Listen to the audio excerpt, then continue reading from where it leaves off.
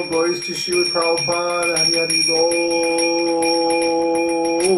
All glory to Babaji. Namo Krishna Jai, Krishna Krishna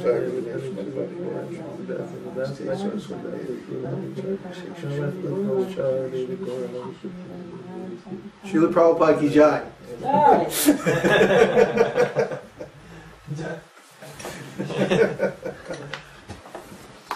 Hare Krishna. Let's see. Still broadcasting? Sound is okay? Yeah, still going. Okay. So, this is our first Sunday satsang from our little cabin in the woods near Kurarekwe. I'll get that, yeah. And, well, it's been raining the last couple of days. Now it's just lightening up a little bit. And sun is coming in and out. So it's the first time we've seen rain since we left Mexico. My goodness. Well, a little rain on Santiago. A little, not enough to really count, you know.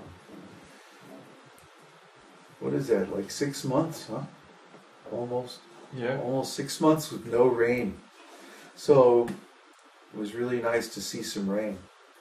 A lot of rain. Yeah, it rained cats and dogs up here. But it hasn't rained up here either all summer. And this is just the first rain of the season. So everybody's saying it's going to be a severe winter, just like it was or was in the U.S. or up north.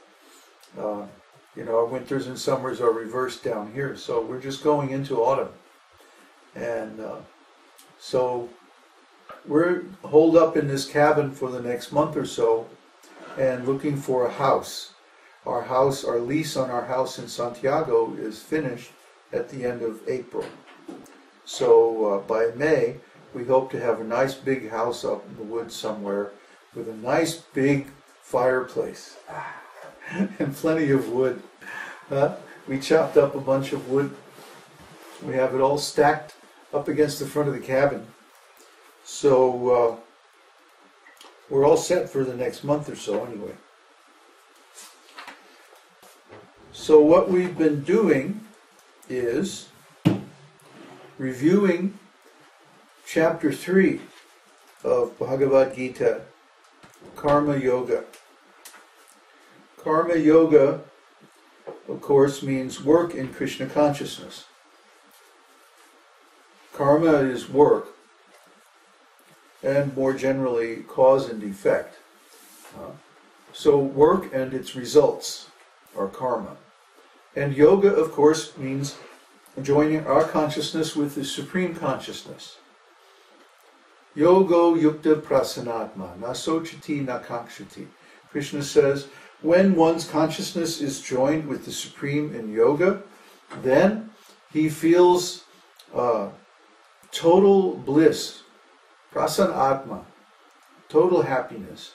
Nasochati nakakshati. He doesn't lament, nor does he desire to have anything. And we see this is the behavior of the great souls. That when they attain spiritual consciousness and their mind becomes fixed on transcendence, then from that point on, they don't have any material desires. And that's our experience also. That once Krishna reveals himself to the surrendered soul, one becomes fixed in transcendental identity, then from that point on, what is the use of any of this material stuff? Well, the use is that we get to engage it in Krishna's service. Gesundheit. Normally, or ordinarily, in material life, people try to engage the material energy in their service. I want a nicer car, a bigger house, more beautiful place to live, more friends, more money, more power, whatever. But in spiritual consciousness, we take the same thing. I want a nicer house, but I want a nicer house for Krishna's devotees to come and stay. I want a better internet connection. So, not so we can watch nonsense videos on YouTube, but so we can preach. I want this, I want that, but I want it for Krishna. I don't want it for myself. I want to please Krishna. This is, at its basic level, a matter of the heart. Whether someone is desiring something for their own pleasure or for Krishna's pleasure, how can you say which it is unless you look into the heart? What is in the person's heart? Do they really love Krishna? Do they really want the thing for Krishna's pleasure?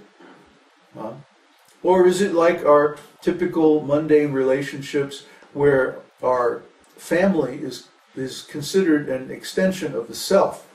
And so we want nice things for our family, yes, but as an extension of our own self because we're identified with our family materially.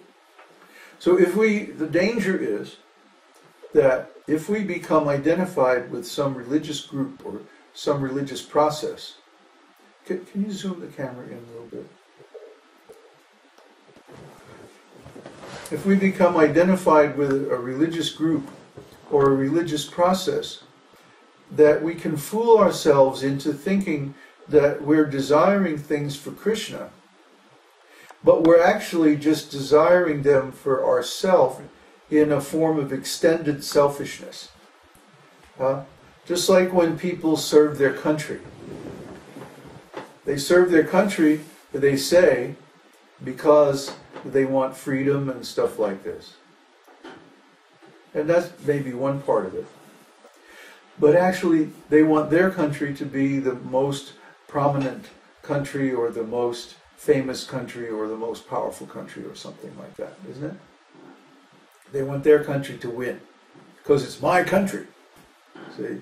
This false identification can also happen in relation to a religion or a spiritual group. If we think of ourselves as we're the, what are we? The esoteric teachingisms, whatever. we're the ETs. And then our team has to be the best on the block. We have to have the best temple and the best scriptures and the best website and the best devotees and this and that, right? We'll all apply our mode of passion to our religion. ETs, yay team, right? And then anybody from any other religion, boo,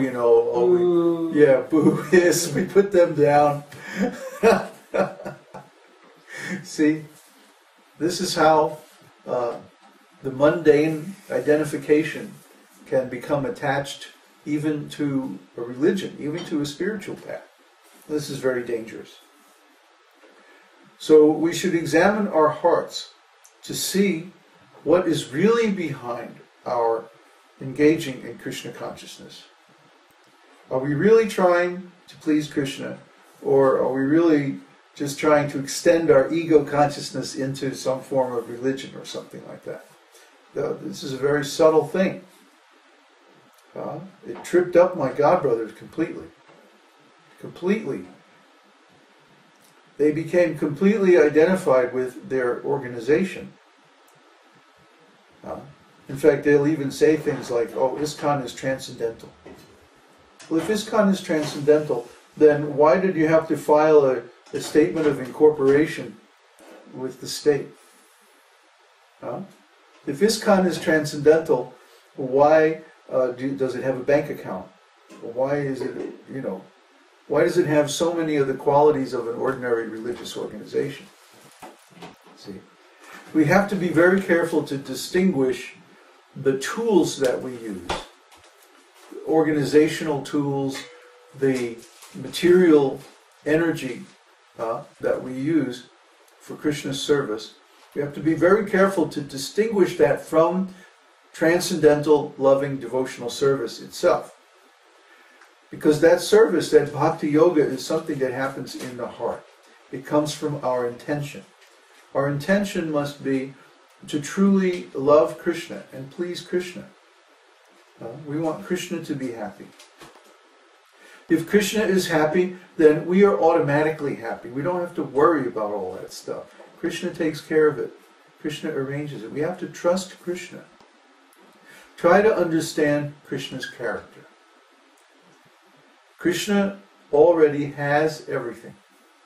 And if he doesn't have it, he can produce it instantly just by wanting to.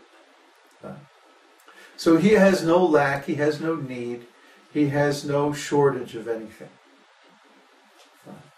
His desires are all based on love. He wants to see the living entities become happy. He doesn't like to see it when we're stuck here in this material world and trying so many things to be happy but actually failing all the time. He doesn't like to see this. But at the same time, he doesn't interfere with our free will.